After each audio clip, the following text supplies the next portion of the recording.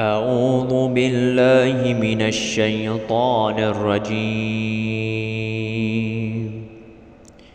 بسم الله الرحمن الرحيم.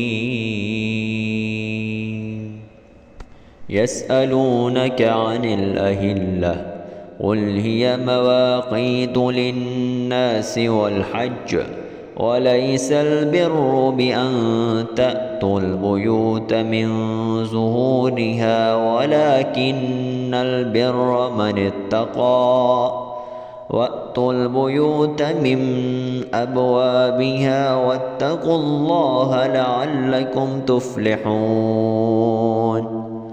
وقاتلوا في سبيل الله الذين يقاتلونكم ولا تعتدوا إن الله لا يحب المعتدين.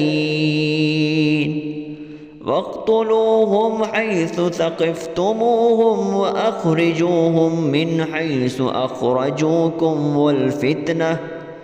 والفتنة أشد من القتل ولا تقاتلوهم عند المسجد الحرام حتى يقاتلوكم فيه فإن قاتلوكم فاقتلوهم كذلك جزاء الكافرين. فإن انتهوا فإن الله غفور رحيم.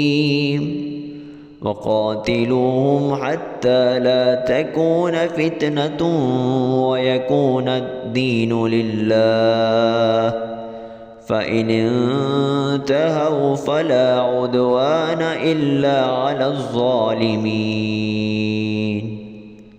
الشهر الحرام بالشهر الحرام والحرمات قصاص فمن اعتدى عليكم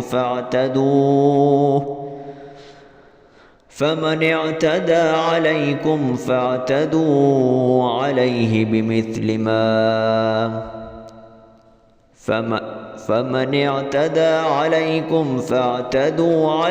بمثل ما اعتدى عليكم واتقوا الله واعلموا أن الله مع المتقين.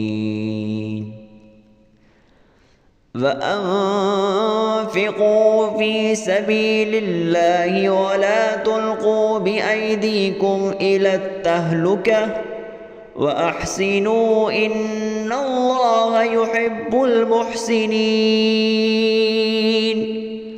وأتموا الحج والعمرة لله فإن أحصرتم فما استيسر من الهدي ولا تحلقوا رؤوسكم حتى يبلغ الهدي محله فمن كان منكم مريضا أو به أذى من رأسه ففدية من صيام أو صدقة أو نسك فإذا أمنتم فمن تمتع بالعمرة إلى الحج فما استيسر من الهدي فمن لم يجد فصيام 3 أيام في الحج و7 إذا رجعتم تلك 10 كاملة ذلك لمن لم يكن أهله